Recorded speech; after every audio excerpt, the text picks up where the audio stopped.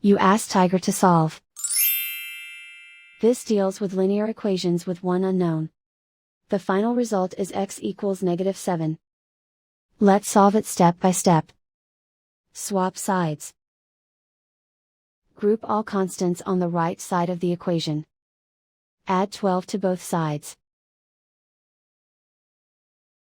Simplify the arithmetic.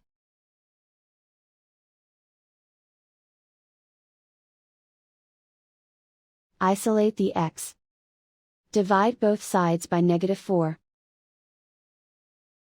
Cancel out the negatives.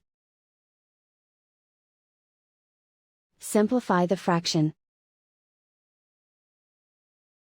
Move the negative sign from the denominator to the numerator. Find the greatest common factor of the numerator and denominator. Factor out and cancel the greatest common factor.